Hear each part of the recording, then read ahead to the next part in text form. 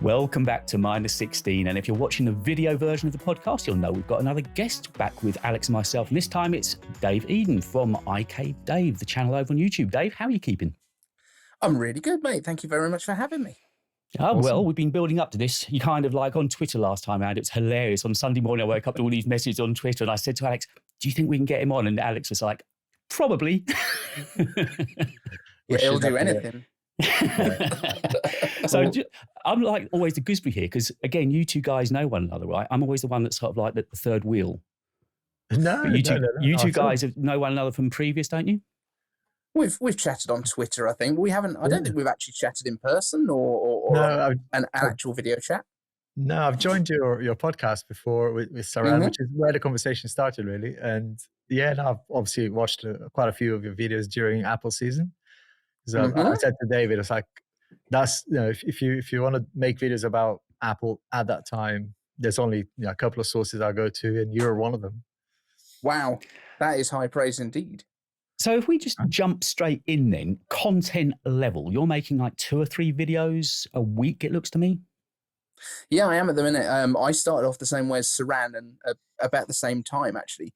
We were both doing 5 days a week. I was doing sort of three news items a day, and then like my big focus was like trying to get the community built up. So I did a lot of what we call iCave Answers, which is where the name of the channel came from. The channel ended up getting named by the audience as well. It started off being called Living on iPad, and again, content creator during COVID.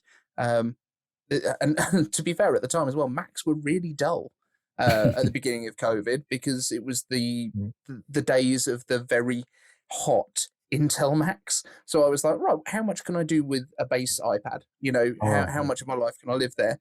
And then obviously Apple started going, well, we're going to make all of the Macs use iPad chips. And then the channel sort of changed and hit the monetization in 3 months because the news just really supported it. Yeah, it was crazy. I'm 18 months in and I'm still struggling. I still haven't hit it.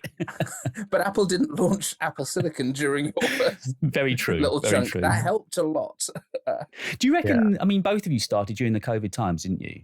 Yeah, about then, same time. Do you think that was a golden opportunity? I mean, did you either of you really, I mean, obviously, Alex, you and I have spoken a little bit about it, but was it for you, say, Alex, an absolute line in the sand? I am going to start as soon as lockdown hit that March. Did you think this is what I need to do?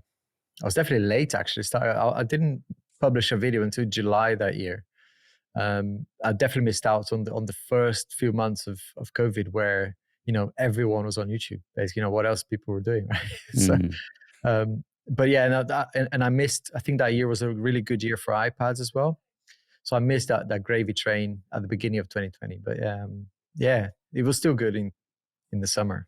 And how early on in COVID did you start, Dave? So the channel, I think the first video went up on it in May. But at the beginning, I was doing things like playing a Call of Duty on the iPad, you know, Call of Duty Mobile. And just, you know, I've done some YouTube stuff in the past with my bartending.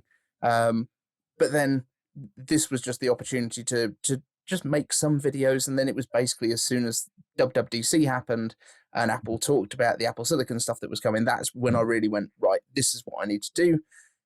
So it was sort of late June that year. And then October is when I got monetized.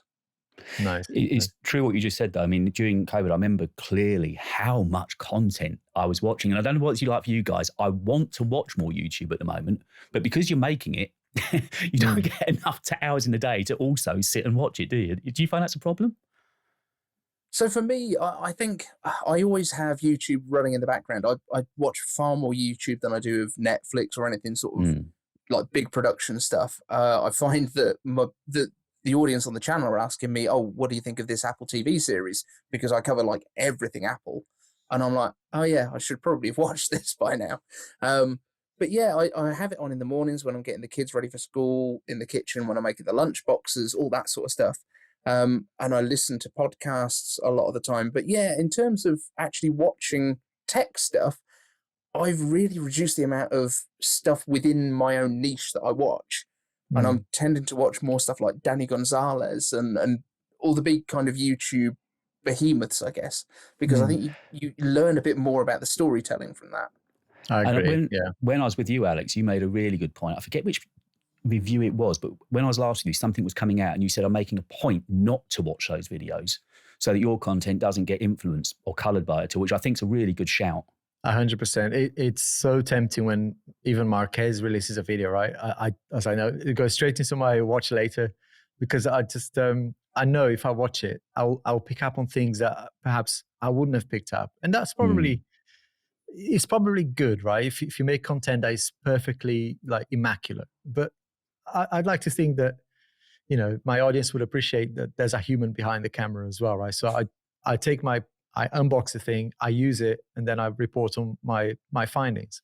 And I will miss and I'll get things wrong, but then that's why reviews exist, right? You come back and two weeks later, say, right, I've now used it more, and here's what I found. But yeah, I don't watch it because you're right. It tends to influence you a little bit more than it should. I've definitely taken that on board. So, I mean, I guess our kind of production processes vary across the three of us. So for you, Dave, I'm thinking turning out 2 to 3 videos a week. I mean, they're news-based, really, in essence, aren't they? So looking at the kind of the tumbleweed that's blowing around at the moment and possibly through until about June, how's your content shaping up, Dave? Oh, it's tough at the moment. So luckily we're in what's known as is it Marcintosh? Marcintosh is what they're calling it. So it's basically, there's a classic Mac thing that goes on YouTube during March. So and I have been for a while, in the process of putting M1 into a Macintosh Classic 2. So putting a new display in it, which was originally going to be from an iPad. Can't get that to work at all, so I've picked up another little display which is going to go in it. I've got new bits of polycarbonate that's going to sort of sandwich that display.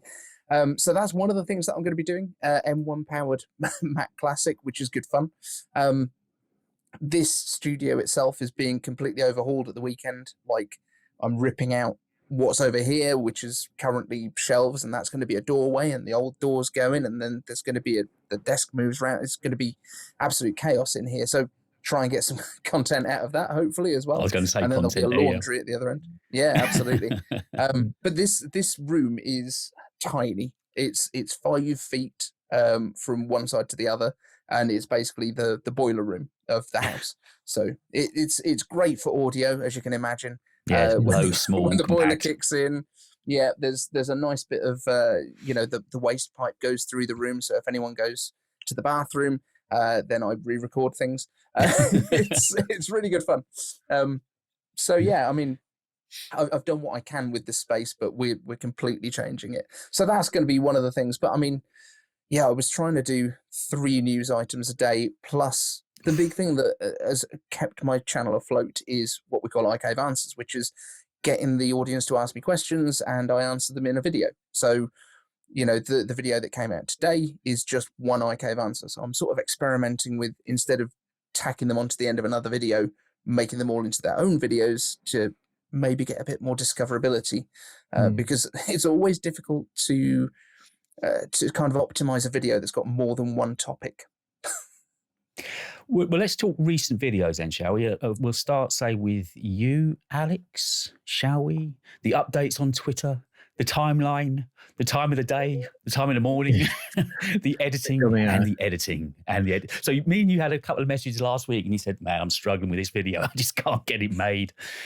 I could tell from the B-roll in it that, once you've been in it a bit, you can see just how much effort went in there. Yeah, is when this is I'm using the M1 Max MacBook Pro, completely maxed out, I think, apart from storage. And when the fan goes on this thing, you can probably realize, right? It's really working hard. And in the last year, I think that's only happened twice. And yeah, the second time was this weekend, or whenever it was uploaded.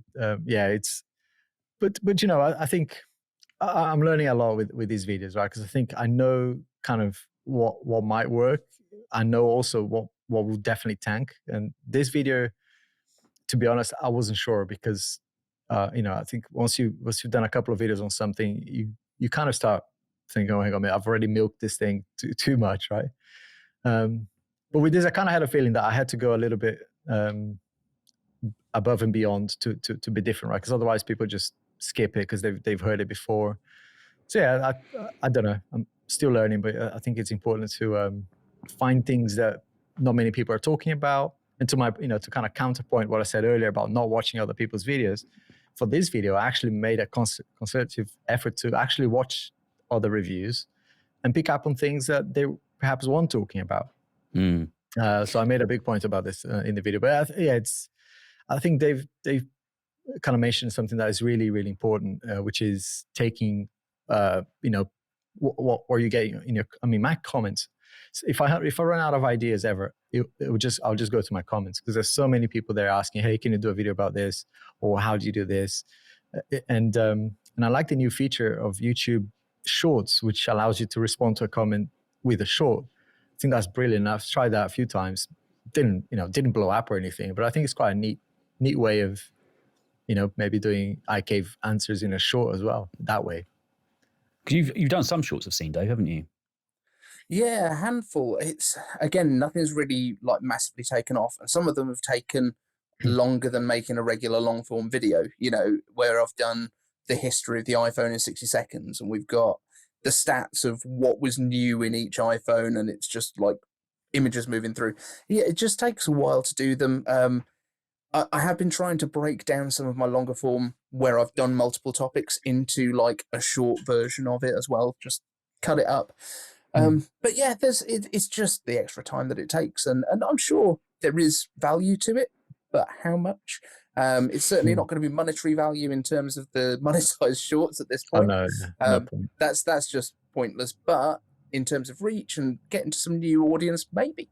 Yeah, growth. There are channels. I forgot the name of I think it's called Accessorize Me. He was already a big channel when he started doing shorts, but he's now, I think he got 1 million subs now. I don't know. It's just crazy how much he grew just by doing shorts. As much as anything, I kind of view it as a regularity. There's constantly something going on the channel, be it a post, be it a short, be it a longer form. That's kind of the approach I've taken to it, just so there's something happening all the time. Yeah, absolutely. I think it's, the ones that really do well from what I can see is where they came up with something quite unique and quite punchy, almost their own style. All the stuff that I'm doing right now with shorts is still feels to me anyway that I'm throwing things at the wall, and if it sticks, I'll repeat it. But nothing's sticking at the moment with shorts. So then with your production methods, Dave, being so regular, do you kind of wake up in the morning, go to all the normal feeds and sites we all look at and think, right, that's newsworthy, that's what I can make a video about today? Is that kind of the way it works? Or have you got a bit of a schedule planned ahead? It's a fun combination. Certainly during lockdown, the way that things were working was I would look at it as soon as the kids go to bed at night.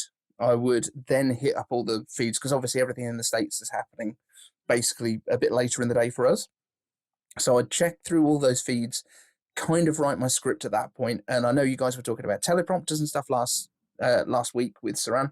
I'm also a teleprompter user, but I do think I can write quite well in my own voice.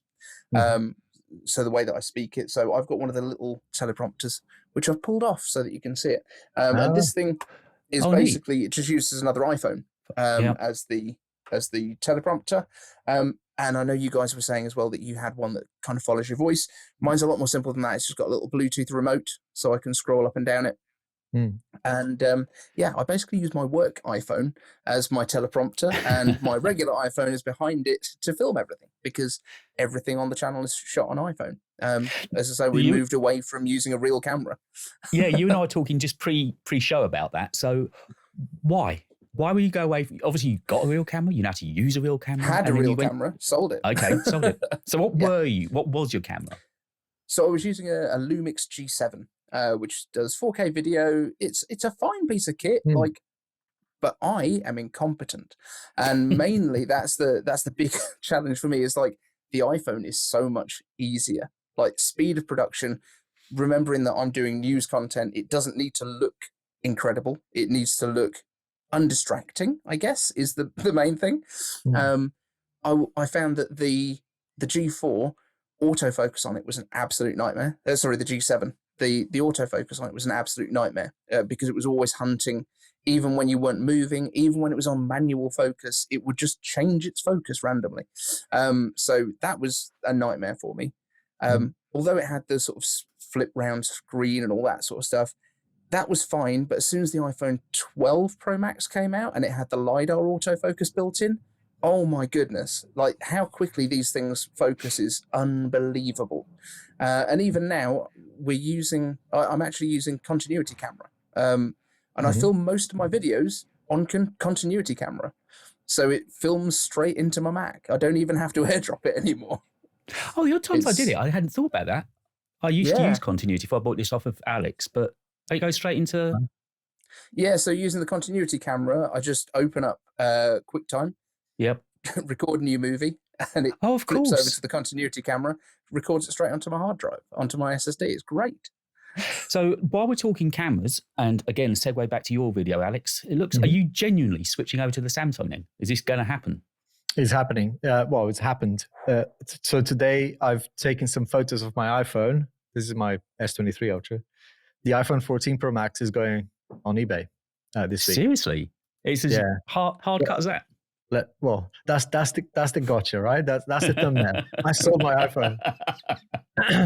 The actual content will be I bought an iPhone 13 mini because I'm generally, obviously I'm wearing an Apple Watch Ultra, so I can't really get rid of iPhones. And as a content creator, whenever I hear people saying I switch, I think that's, unless you're creating content just for Apple or just for Samsung or just for Google, switching is really, really hard because, to produce good balanced content, I think you need to kind of try everything. so in my case, I will never be able to switch from one completely to another.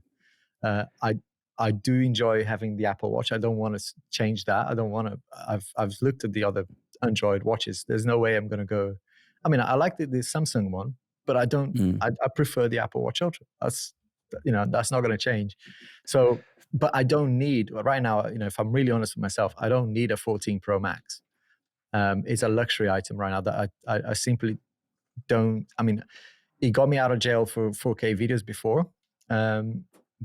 But I'm actually having more problems than I used to. With the 13 Pro Max, I kept it because even though I was using other phones like the Pixel, I was using the Fold, I think I was actually not having any issues with cold calling, for example, like basic things like making a phone call.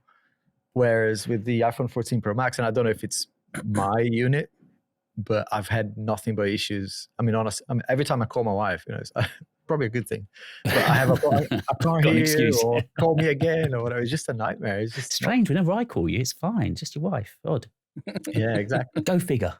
Yeah. So, I mean, have you noticed that the video is that much better then? It's on the Samsung. It's really caught up now, has it? Because that was I wouldn't say better. I would say for 4K with good lighting, it's amazing. I mean, I did a whole video. Actually, my best performing video last month was a 2-minute video, not quite a short, but not a long form. And I don't appear in the video, so that's telling me something, isn't it? Your feet do. Yeah, you've got lovely shoes. The back of me appears. But yeah, I just think that was an 8K video on a phone, and I'm thinking, and I said that at the end. I said that it's no longer a gimmick, right? It's just it is possible to film an entire movie if you want to with these devices. I did the same with the iPhone in ProRes, right? Which again was incredible. But yeah, I just think I wouldn't say it's better. I say the iPhone has some character that's I think I can't really put my finger in it. It's just 4K, even 24 frames per second for me looks beautiful on the iPhone. But I'm seeing some really good quality stuff coming out of the Samsung. I haven't done like low light stuff, and I haven't done nightography. Is that what they call it? That is the phrase, sadly, that's now coined. Yes. But in good lighting, I'll post it later on Twitter. I've got a smoke machine, a tiny one, it's a fog machine, and I filmed my Apple Watch Ultra as a new strap that I got, and I put some smoke in it, and I filmed it with the S23 Ultra. It looks fantastic. I mean, if I said I filmed it on the A7S III, people probably believe it. So yeah, they're definitely catching up. And again, talking about recent videos, again, just pre-show, Dave, you and I were talking about your one today, the iPad Ultra. Now, from what you just said, was that a suggestion from a viewer then? Yeah, absolutely was. So the question sort of came in. We've got Apple Watch Ultra, we've got Ultra chips, we've got the iPhone Ultra apparently on the way. Maybe. I'm not 100% convinced by this. I'm not even 100% convinced by some of the leaks that we've seen, including the photos of them. But they was like, if we were getting an iPad Ultra, what would we be looking at? And yeah, we've had rumors for a 14 or a 16-inch iPad in the past. Yeah, What we would did. be Yeah. the reason? What would you get that's Ultra on it? And I mean, I think it would definitely be a tool. It would be something for videographers that they could attach as a monitor and then do some in-field editing, that kind of thing. And obviously, graphics is a huge thing with the iPads using Apple Pencil. So, I mean, I think there's scope for it, but I don't know if 16 inches is what we need in an iPad. It would be I had to huge, take a wouldn't it? few. I had to take a few deep breaths now because you touched on a subject that I'm really passionate about, which is the iPad, specifically the Pro. And you're absolutely right. I don't think when you say an Ultra, you think okay, more performance or a better something that is not already on the Pro. But in my view, and I'd like to hear what you think about this, but in my view, the Pro already has way more capable hardware than probably any tablet in the market, right? But it's what it can do from a software perspective that I think lacks a little bit.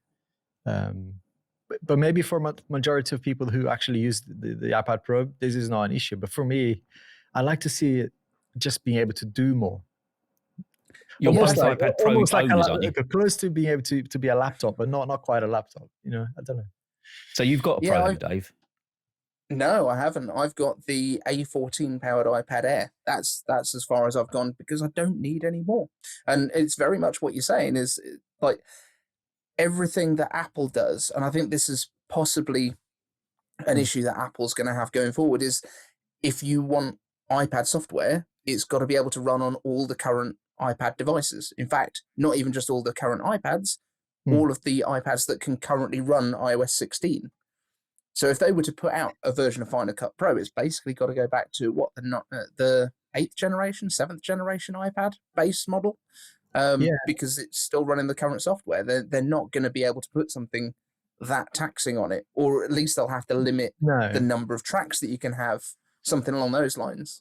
And honestly, I don't think people. I mean, I use Final Cut on a daily basis. I don't think having that on the iPad would make me want to use it more. I think it's having a continuity version of Final Cut. So for example, you might just finish some editing on the iPad and sync it to the Mac when you're back in the office. Some get out of jail things that are Pro-like, but not having the full fat software on it. Something like that would be useful. Having just a better stage manager, I think, as well, right? It's nothing crazy. Is purely coding, right? We're talking here. It's not hardware related, just better behavior of multitasking. I think that would be good. What do you tend to find you use your iPad for most of the time then, Alex? Right now, it collects a lot of dust right now. See, this is the thing. Like you use your Samsung, don't you? I do have the Samsung on the desk, but this is the huge 12.9 iPad Pro, beautiful machine, right? With the Retina, forgot it is, beautiful screen. But I don't find a reason to use it anymore because it's just. Which is exactly why I haven't bought one. Like you, Dave, I've got, in fact, it's my mum's old iPad mini, and the only reason I've dusted that off is to use it on the teleprompter. I use my iPad Air every single day, though, in the evenings to watch Netflix, to watch Apple TV. That's Somebody my still watches Netflix. You're the person that's still keeping Netflix going. Oh, yeah. It's borrowed someone's account. Yeah, mine's about to drop off because I'm still backing off my daughter's account. It's the only thing she's ever given me. And of course, with the thing that's about to stop now, and the only reason I've got it at the moment, or would think about it, is Drive to Survive. I mean, I loved it. But of course, they're doing that now, aren't they? They're doing the first 3 or 4 series. That's probably that's what I'm watching right now. And I think it's to keep the subscription. Because the same Yeah. producers did one on tennis as well called Breakpoint. I mean, very, very similar, exactly the same sort of format. But again, you've got the first 3 episodes and then they're waiting now until Wimbledon in the summer just to keep your subscriptions going in to make sure that that you're still there. You know, I know it was coming. We've all heard what's going to be happening with Netflix. Yeah. But it's interesting. You said a while back, Dave, about you viewers getting in touch with you saying you should watch something on Apple TV. And you need to get in touch with me. I think I'm propping up the profits of Apple TV single-handedly. I found Liaison last night. I started watching that. Another good one. I mean, I'm a big fan of a lot of the stuff they've done. I've watched the first episode of Shrinking, and I think that's really good. For All Mankind, I'm a huge fan of anything space related. So, you know, For All Mankind was a great one for me. I love the sort of alternate history thing. We watched Defending Jacob when that came out. Morning Show, can't wait for that to come back. Those are really, really good, and these are things that I watch sort of with my wife. That's our evening as well, stuff. right? Which one? Which one? Sorry, Severance. Severance. One I haven't got into done actually. yet. No, That's really good. to. I was really, it's a little bit dark, but awesome. Bad Sisters I enjoyed last year. Slow Cinematic. Horses I'm all up to date with. The Weekly Ted Crying Lasso, is right? Dear Ted Edward. Lasso. Again, that's the other big one. Severance and Ted Lasso I've not got into, which is crazy. The amount of Apple TV I watch, and those two I've not, because the new season of Ted Lasso is just coming out now, isn't it? Yeah. Out now. Anytime now, yeah. Ted Lasso is one that everyone told me, you've got to watch it, you've got to watch it, you've got to watch it. I got 4 episodes in, I was bored. And I think it's, if I'm honest, I think it's Americans writing British lines is the issue. Because it's Bill Lawrence who's produced it, and I love his work because that's Scrubs. You know, it's the guy that's behind Scrubs. Scrubs is one of the best TV shows of all time, as far as I'm concerned. But when he's trying to write English, it just doesn't feel right. I think that's all it is for me. It's when he's trying to write for English characters, they don't feel natural. Yeah, there's something about the main character, I think, that is I mean, I think you're right though, that there's a lot of things that they get wrong from a British culture perspective, but I think that adds a little bit to the comedy. But yeah, the main character for me is what makes it funny, because he's trying really hard to kind of fit in.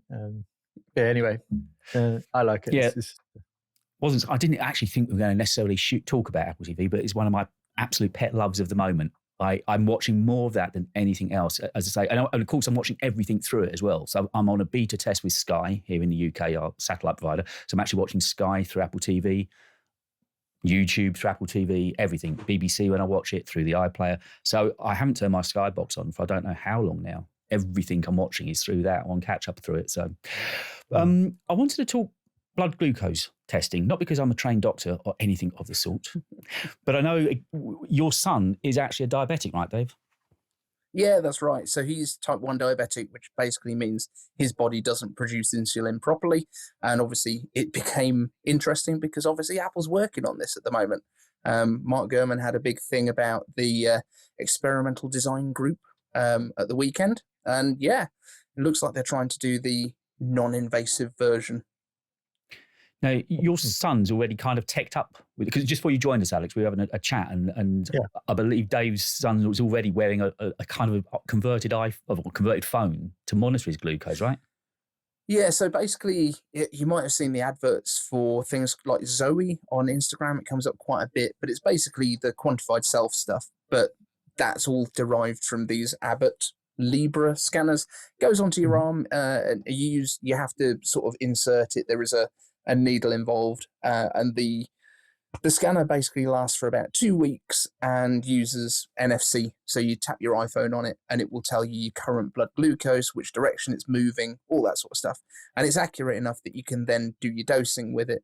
And obviously in the past, everyone's had to do finger pricks and all that sort of stuff, and then give the glucose with a pen with a needle on the end of that as well. But on his other arm, he wears a Omnipod, which is basically a blood an insulin dosing device, which is run through a handset, which is basically a repurposed Android phone. And yeah, the whole system is quite self-contained. Apparently, it's going to get even more so, where the sensor will talk to the delivery method internally quite soon. But yeah, it's getting there. But wearing an Apple Watch to do it would be even better. But I'm not convinced it's going to be the same. Yeah. Does diabetes touch your family at all, Alex? No, not so. But it's impressive though, right? What we can do. I mean, a good friend of mine I was talking to, actually testing the S23 Ultra cold this weekend. He mentioned that the watch actually caused him to go visit the hospital because he alerted that there was something wrong with his heart rate and stuff. So it really is impressive. And I know Tim Cook always brings this up in his presentations, right? The letters that he gets from people. But I think they do some amazing stuff around health and emergency services. I take the mickey out of it most of the time, but it is impressive, right? If you do get stuck or if you do have a health issue, these things can be quite life changing, really. Yeah, I wrote a piece this week actually. I think I called it something like Apple going to be your first go-to healthcare provider or something. Clearly, wearable healthcare is clearly the market they're moving towards, and if they can manage to nail invasive-free glucose testing, that's going to be a huge thing for them. So you can only imagine the amount of work that's going on there at the moment. I'm sure it's, they must be within, well, no, it's not going to be quick, but I'm sure they're making great progress nonetheless. Yeah, amazing. My thought on it is that it's going to be able to give you a good idea of your blood glucose. And I think it's going to be more aimed towards athletes and like the wellness market more than the healthcare market. So I think it'll probably be, within a unit, whereas when we're doing blood glucose for dosing his insulin, it's got to be within 0.1 of a millimole of blood glucose concentration. So I think it'll be more of a case of people will know that over time they've had high blood glucose levels, and then that is a good reason to go and see your doctor rather than ending up in A&E because you've fallen into, you've collapsed or what have you, because over time it's been so high. Yeah, I think prevention is clearly where they're heading, isn't it? They're trying to get ahead of it and say, yeah, we've noticed that there might be something you need to go and talk to somebody about. But also improving your diet over time as well, seeing which foods spike your blood glucose, whether you know the exact number or not, very much like they're doing with the temperature sensors in Apple Watch. If you can see that you've got a trending up, you get a spike with this kind of food and then it crashes and that's when you feel hungry, people can change the way that they're eating as well. I think it's interesting. And for athletes monitoring their levels throughout a marathon, for example. Yeah. Do you think especially the Apple Watch and the Apple Watch Ultra specifically, it's got so much potential, right, for athletes and health stuff. I use it mainly, and all the main things I enjoy using it for is for sleep tracking. But I still find annoying that I have to add third-party applications to do it properly. Do you find that with other things as well, that the stuff that comes with the Apple devices sometimes could be better, like monitoring and things like that? Why should we? I already pay Apple One or whatever the plan is, right? Why should I have to buy another subscription to do something that Apple could do, like sleep tracking, which seems to me like a core function of the sensors? Yeah, I think that's a decent argument. I would also say though, people don't buy a Windows computer and wonder why it doesn't have every piece of software that they'd want built into it. Yeah. When you buy a Mac or you buy an iPhone, you get a lot more sort of built-in software than you get with Windows or with Android. You get a pretty decent video editor in things like iMovie. You get a pretty decent audio editor in GarageBand. You get a pretty decent Office suite that's all kind of included with it. So I think they do quite well with that. But there's always going to be ways that it can be expanded out. Notes is great. Notion is better. There's always going to be ways that other companies can take it further. And Apple does have some sleep tracking built in, but allowing other companies. Do you not think if Apple took it to the extreme on everything, they'd get in more trouble with antitrust? Maybe. Because they're not leaving opportunity for other companies. I wonder if that's a reason.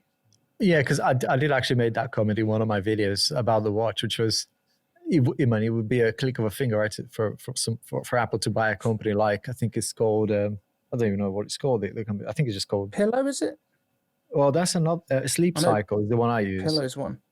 It's awesome, right? It records even my snoring, but like I said, it uses data to kind of say, right, that day you went to bed late or you had coffee at a certain time. There are things that you can add as notes for that day, so that you can see trends, right? When I do this, I had a bad night's sleep. You can see that stuff, and on the Apple side, the graphics are amazing, but there's not enough data. So, which is why I use a different. I've not app. actually tried any third-party sleep apps. Oh, I'm enjoying the use of it on because I haven't got the Ultra. What have you got an Apple Watch, Dave? Yeah, so I've still got the first SE, Right. which has been great for me, and I've never felt the need to go further than that. Yes, it would be great fun, and I was actually looking secondhand. You can get a Series 7 or a Series 8 for a couple of £100 now from CEX or somewhere. So I was a little bit tempted. But yeah, I don't feel like I need to upgrade. A lot of people have been saying that the battery life's the reason with the Ultra, and yeah, it looks great. But having worn it, I think the extra weight, I'd prefer to keep it small and charge it when I wake up in the morning. How are you finding your battery life now? Because you said you were seeing it dipping a bit, weren't you, Alex? Somebody's Siri. It's mine. It was always going to happen, right? Yeah, when you're called Alex, it's really difficult. At home, she goes off all the time. So anyway, yeah, I had issues with it on WatchOS 9.2 maybe, or 9.1. Whatever we're on now is fine. It lasts. Yeah, if I don't exercise, for example, it will last 3-4 days. If I do go to the gym, then maybe 2.5-3 days. It is what it was when I first got it in September, whatever it was. And just out of interest, just getting back to the sleep tracking apps, then, do you think that it'd be worth me looking into? They're that much better, they give you that much more information. There is one feature for me, which is probably why I'm thinking maybe we don't need all the data stuff, and I'd agree with David that for those extra bits, you should probably go and get an app. But there's one feature that I think this should just be in the watch, which is the alarm function. So with sleep cycles, there's deep sleep, and obviously when you're almost awake. If you set an alarm for say 6 a.m. and you are in deep sleep at 6 a.m., it will figure out that you should probably wake up at 5:45 instead, and it will feel a lot fresher, even though you woke up earlier. So there's this window of, and it's a very basic function. So I set my alarm to 6:30. If I'm in deep sleep at 6:30, the alarm will go off earlier.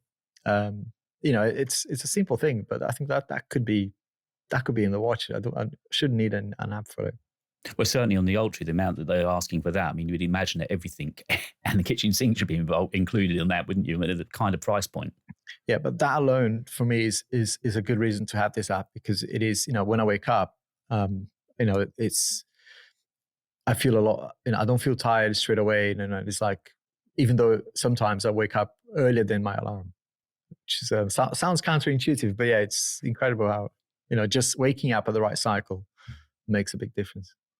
I hadn't given that thought, actually. Yeah, I suppose, because it happened the other morning. I'd actually had a really good night's sleep, and I felt so lethargic when I woke up. And it's because I think I was in really deep sleep when I happened to get up, which was, kind of sod's law. I'd been waiting. I know I was. I've been listening to a test match through the night, and I finished listening about 3:30 in the morning, and suddenly I was in this really deep sleep. But of course, then it was time to get up, and the result was I felt really grotty for the rest of the day. But just changing tack slightly, in fact, a complete sea change. Mac Pro. Now, I've made videos about it, and I've had renders drawn of it, and I know you've made videos about it as well, Dave. And Alex, as a video editor, I'm sure a Mac Pro would be something you'd welcome. Maybe. So what do we think they're going to do with it? I mean, first of all, is it going to happen? Because it sounds now that it's so denatured from where it was going to be. Yeah, I don't know.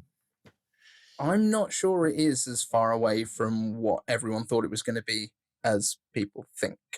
So obviously the Mac Pro, at least according to my audience and the Twitterverse, has to be infinitely upgradable. Everything has to be removable. You have to be able to basically replace your own capacitors on the board, all that sort of stuff, with custom capacitors that are faster, all that sort of stuff. You know, people want to be able to have customizable RAM, all of that kind of thing. But that does not gel with what Apple Silicon is at all. The thing that makes Apple Silicon as fast as it is that combination of unified memory, which is attached to the chips and it's basically baked into it, and the fact that the GPUs and the CPUs can use it all at the same time. They don't have to copy between different areas of memory. So to do that and also have sticks of RAM doesn't really work. So I had a few thoughts on this, and we've had some rumors recently that maybe are kind of agreeing with that. So late 2020, when we first had Apple Silicon come out, I sort of talked about what I would see Apple's roadmap as being. And obviously back then we were talking about M1X as being the faster chips, not M1 Pro, M1 Max, and all that sort of thing. Everyone keeps talking about how the M1 Ultra is basically two M1 Maxes that they've joined together with this kind of interconnect. It's not. The M1 Max is an M1 Ultra that's been cut in half. When it comes off the die, I'm almost certain that thing is one unified piece in the M1 Ultras. And they slice it because they also slice a chunk off of it to make the Pros. So it's basically which bits work, we'll cut it off at different levels. So we're not going to probably go above the Ultra size, because once you get into that territory, you know, you're going to be taking a silicon wafer and you're trying to get usable chips out of it. Now, when they get to that sort of size, you might get a whole wafer where you've got 4 errors on the wafer and you get no usable chips.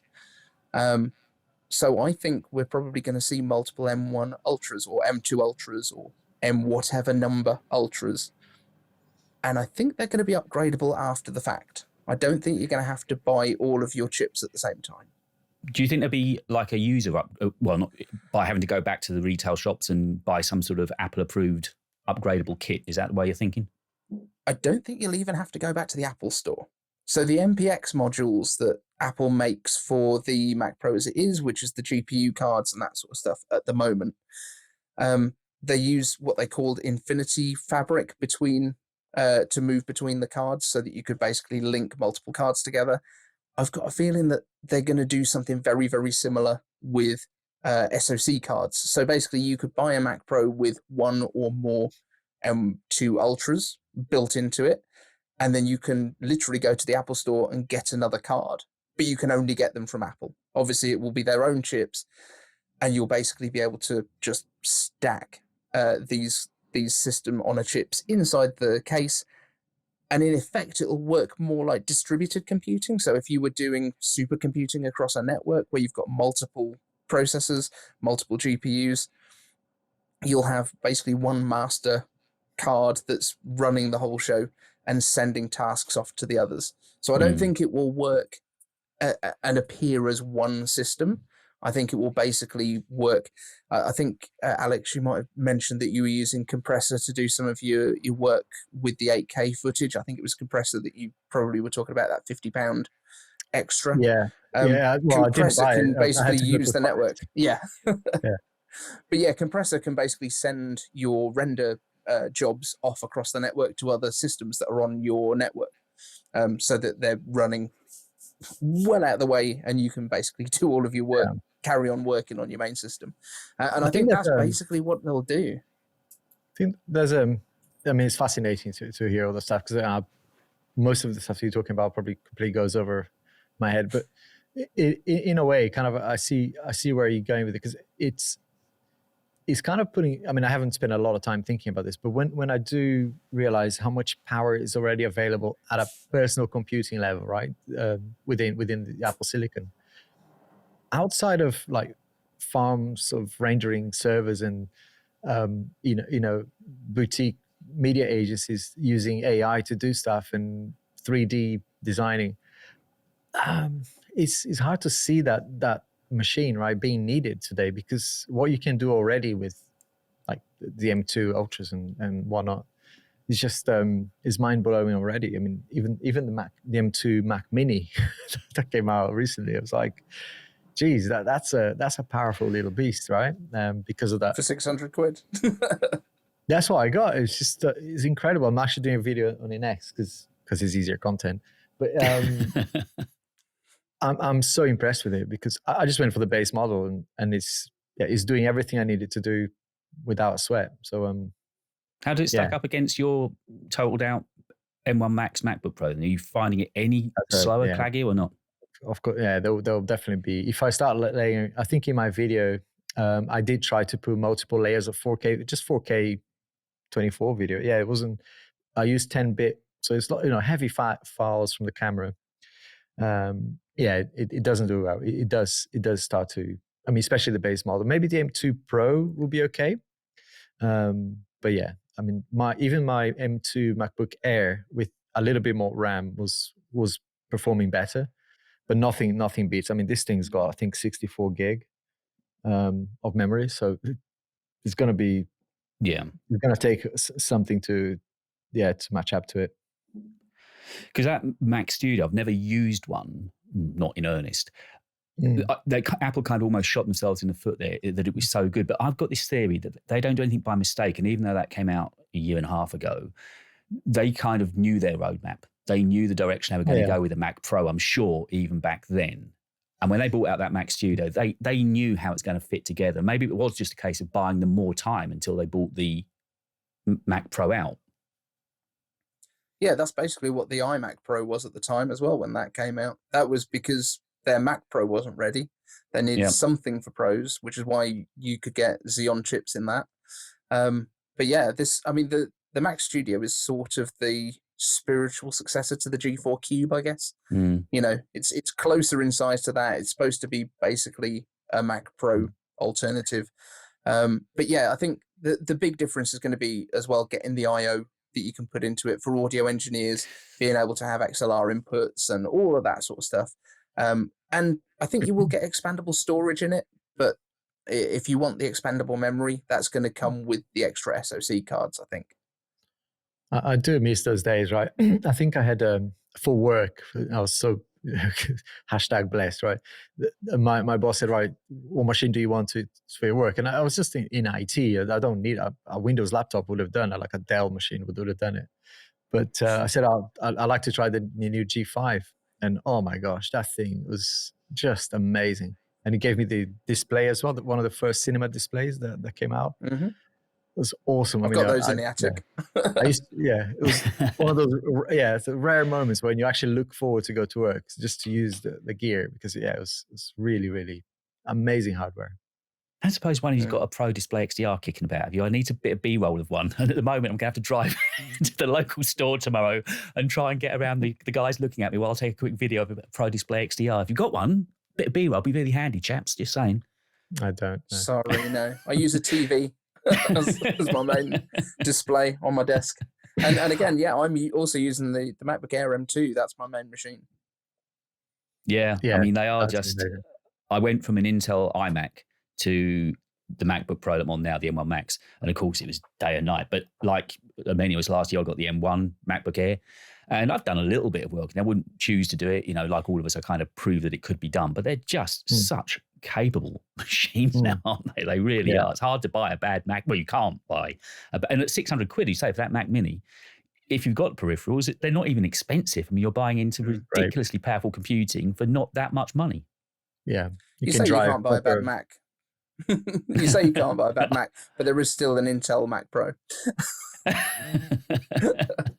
I lost mine. It's amazing how that machine at the beginning of 2020, that's the one I had. And it was only I think it came out end of 2019, wasn't it? Q4 somewhere. i9, again, maxed out memory and everything. Yes, it did amazing for me for the beginning of the channel.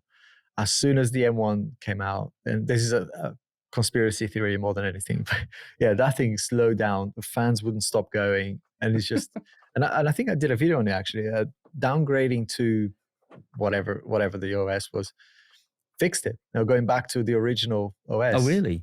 Made it be fine. So, yeah, there's something to be said about not updating old Intels. Yeah. And looking ahead to the rest of the week, then, chaps, what content are you thinking about making, Dave? So yeah, there's going to be some Macintosh stuff with the Mac Classic. That's going to be quite fun. I've already done a mechanical keyboard that I've spray painted in that lovely beige that everything came in back in the 80s. So that's quite fun. There is going to be some stuff coming with the new studio. There's going to be a bit of a desk tour. I do get sent random products by people, so I'm going to catch up on some of those. Like there's a watch that does your blood pressure and stuff like that I'm going to just, get some extra content out of. Joby sent me some quite cool stuff, like the Joby Swing and the Joby Spin, which are basically camera slides that are iPhone controlled as well. And they're really, really good. I used those for some B-roll when I was starting off the Mac Project 91 thing. So yeah, those are really good, and I actually need to make a proper video about them. I look forward to that. Yeah, I've seen that around. Yeah, I want to have a look at that. Yeah, they're great. The Wavo Air, though, I've got the microphones, the wireless mics that they do as well, and they sound fine, but they've got this weird cut out that happens, and I thought it was my Bluetooth remote for the teleprompter that was interfering with the Bluetooth on them, but then I was doing a video without them and it's happening. So I'm going to see if there's a bit of a software update for them. But yeah, it's they're really nice bits of kit and they'd be great for doing anything live. But for video, it's a bit annoying when you get your good take and there's a little dropout in the middle of it for like half a when everything's going so well and suddenly, and you don't know until you get to the edit. We've all had that moment, haven't we? We've all had that moment. Yeah. And last night, I'm sure I saw on Twitter, Alex, that you said you were going to be breaking from convention and do it. Well, it looked like it was going to be like a gaming video, but then today you said, is that sort of tying in the M2 then? Yeah. So I haven't really figured out the title yet, but I need, for sponsoring reasons, I need to involve the M2 Mac Mini and a gaming setup in a video somehow. So I've written 2 paragraphs, and I think it's going to be around because in my previous videos where I shared, and I just thought it'd be cool to play like AAA games on the M2 Mac Mini, because people talk about gaming on Apple being a joke. I think with cloud gaming that completely goes away, and a lot of the games today that people play are through Steam anyway, right? So it's kind of a bit of I've got Windows 11 running through Parallels, and I've got Steam, and I've got Xbox Cloud, whatever they call it, and also GeForce Now running. So all of that is in the Mac, right? So it's totally possible to play and quite easy to do as well. Have you started working on that video yet? See how the Apple Arcade games are. Oh yeah, true. Yeah. I don't know. Don't get me started on that. But yeah, I'll politely decline to comment on that one. On Apple Arcade? Yes. I mean, have a little mini rant. They just look like Tetris, don't they? All of those games? I don't know. Like a polished version of Tetris. There's that Final Fantasy one that's really, really fun. But NBA as well. I don't know if you guys saw. Yeah, I don't know if you guys saw, but Linus Sebastian was ranting about it on his WAN show this week because he basically bought an Apple TV so he could play it. And then got really annoyed because it got really hard. So he just threw it away. I was like, oh. Too challenging. Old Linus. Yeah. No, I haven't seen that. Yeah, okay. My heart's bleeding. Exactly. The number of just factual errors they make on their Mac content is quite obscene sometimes. Actually, you meant something right back at the beginning, Dave, I wanted to pick up on, and I forgot back then. And it was about optimization. You were talking about sort of like spreading out on because I think the algorithm kind of, affects all of us, and I think it interests a lot of us. And I think you were saying about having too many diverse, more than, say, 2 or 3 products in a video, it just wasn't good for optimization. Have you found that to be the case in looking at your metrics? Yeah, so in terms of one of the big challenges, I guess, when I first started and there was loads of Apple news, was I would do 3 stories in a video, but then how do you title it? How do you work out which is the one that's going to get the most clicks? How do you make your thumbnail work for that? And obviously now we don't have that problem. We have nothing to talk about most of the time. But I have been doing these iCave answers kind of omnibus videos where I've been sort of answering a bunch of questions, and I try and build a hook for the beginning of the video where I literally just run it down like a news broadcast almost. So you do headlines and then you get into them and put the timestamps in, but you're still only putting one of them into the title, or two of them maybe into the title and the thumbnail. So yeah, I've just been, yesterday I recorded, I think 6 or 7 iCave answers, but I did an intro and an outro for each one. So I'm just trying to break them up into their own videos to see if that it gives me a little bit more data, if nothing else, on which of the topics are more interesting to the audience. Because I know a lot of YouTubers will make a video on an iPhone and get huge amounts of views. But if I make a video with an iPhone in it, it tends to be that nobody cares because all of my stuff started off with Apple Silicon. So my audience is more interested in Macs than iPhones, which is fine.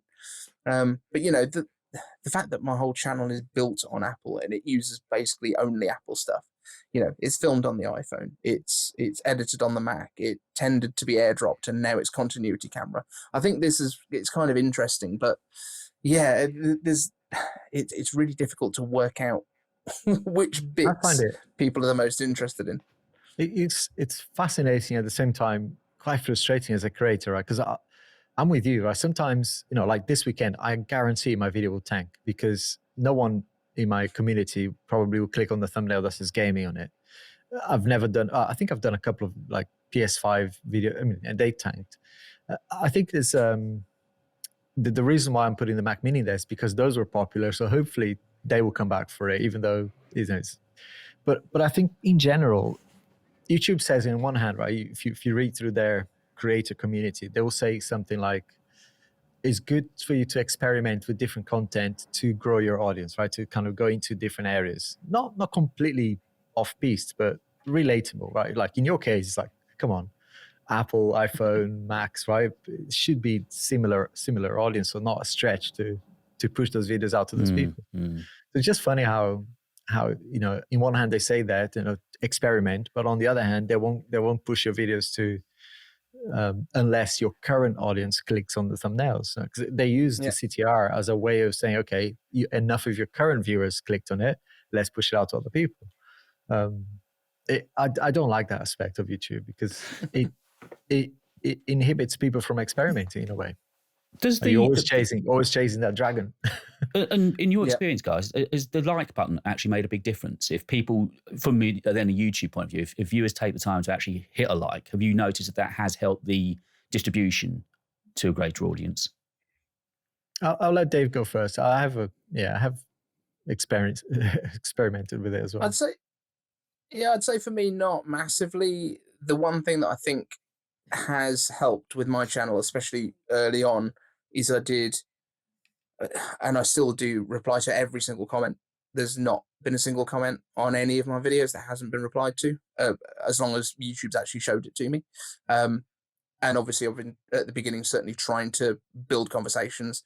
I started off doing this notification squad thing where I basically say, let me know if you've rung the bell in the comments, and you get a shout out at the end of the next video. Which has now been replaced basically because I've got a Patreon, because my audience demanded that I made one, because they were like, we want to give you some thank yous. I was like, okay, fine. There's not a great deal of extra stuff, but thanks. Awesome. But you know, it's 30, 40 quid a month. It's not a huge amount of money by any means, but it's lovely that they're really happy to do it, you know. But in terms of that, I think the interaction and the conversation when it happens in the comment section is much more important than the likes. But I think that's because it's a higher effort thing. If you're going to comment and have a proper, you know, interaction, there's more of a signal to YouTube that there's some interest here than clicking. Yeah, I agree. I see that like button purely as a tactic to get a video out to other people, because, you know, if a profile user liked a video, the idea is that YouTube will go, okay, if this profile likes that video, let's push it out to other people with that same profile. So, but, you know, I've heard from people that sometimes if I don't mention it, and I've done it recently actually by mistake, forgot to to include what I call the CTA section, the calls to action. And it's day and night in terms of subs that I convert and the likes that it gets. When I say, even though I sound like a broken record saying every video, for me it's annoying because I'm repeating it. But a lot of people are coming to your videos for the first time, right? So I made a concerted effort to now include in the script even that. But I've got some rules, right? That says only do it after you've delivered some value, right? Or, give them something first, yeah. That sounds cheesy as hell, right? But like show them something and then ask for the sub. Because asking at the beginning might have the adverse impact as well. I haven't experimented with that, by the way. But to me, and I've had people comment, right? Thank God you reminded me to subscribe because I wasn't, I wasn't paying attention to that. So it definitely makes a difference. I think there's that age-old thing, unless you're kind of involved in it, you don't realise the difference that one sub just hitting subscribe actually makes to that creator. Certainly, the more human levels, that's extra subscriber all the time, just constantly picking up the extra people makes such a difference, doesn't it? I think Mr. Who's the Boss has nailed it with, the way that he's kind of made it into part of the content where he's like, and if you enjoy this, a sub would be sublime, or he's always got a different word for it and it becomes like a feature of his video. It's sort of part of his primal branding. So I don't think that the audience hates it then. It doesn't feel like an imposition. It becomes a fun thing to see what he's going to say. And it's quick, right? It's like 2 seconds, yeah. I mean, it went through this spell last year where we were being told you don't need to ask for subs anymore. People that watch YouTube know to subscribe. But I do think some sort of CTA in the videos really does make a difference, really does help. Yeah. I like the way you started doing as well, Dave, because it's a break, right? Let people like digest the content a little bit, right? Yeah. Now, and you go outside and you record a bit outside as well, which is really, I try to do that myself, and it really works. Like, people say, "All right, it's." Well, I haven't got a cute kid anymore, so I grabbed my cat for this week's call to action. So it's me and the cat in the kitchen. I decided actually it's cost me so much to feed her, she might as well put some out for me and try and help me get a sub or two. So it's, I just thought while I was trying to refresh it, and it has made a difference. Absolutely, it's made a difference. And I just thought, have you seen it? Have you actually noticed there was an increase? Has it? All right, yeah. For me, because it's I'm going to joke on our podcast how few subscribers I've got. But in the last week, I picked up about 200, 250. So, I'm virtually at that first 1,000 now. And I've worked so hard to get there that I'm within about 60 subscribers now. And it's made a difference since I've actually done a dedicated... in a week, David, just to put things in perspective. Throughout January, all the way to May last year, that's pretty much what I was doing. Well, I think it's just day, maybe 15, 20 a day. It was really bad. The thing is also, it's talking to guys on the podcast. So that's why I love sitting down and doing this every fortnight, because we can just bounce ideas around, and hopefully people that are listening or watching the podcast get that same energy as well. And it's just things that we found may have worked, and we're all at different levels. And that's the great thing, we're all finding different, but there is a common interest here. I'm just trying to make good video, good Sometimes content. It clicks, or you listen to other people and it just clicks. Oh yeah, I should try that. Absolutely. I've realised also, Dave, we haven't let people know where they can find you. So do the honours. Let everyone know where you are. Yeah, so I'm on the internet. We use iCave Dave on pretty much everything. Sometimes there's an underscore in the middle of it just to make it more fun. So you do a bit of searching. But yeah, it's just iCave Dave on the YouTubes and basically everywhere else. And your next video's out tomorrow, or? Well, we're recording this on Thursday. Almost certainly.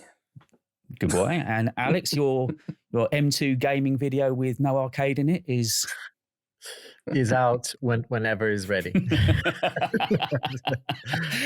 the Messiah's way of doing things now. I'm out of it's end of Thursday. I haven't got the scripts ready yet, so not likely tomorrow. It's going to happen when it happens. Not tomorrow. Are you going to put RGB on the Mac Mini? Actually, that's a good idea, isn't it? Yeah, I've got a few lying around. Maybe. I put some wheels on mine when I had the M1 Mac Mini to make it better than the Mac Pro. Did they cost you $400 or? No, it was about £15. There you go, made good. Brilliant. Okay, guys. I'm going to get the video, this all edited up and try and get it out for over the weekend. That's my plan. Thank you very much indeed for joining us, Dave. Awesome. Good to see you, man. Thank you for having me. Awesome. Okay, guys, thank you very much indeed. And we'll be back again in a couple of weeks' time.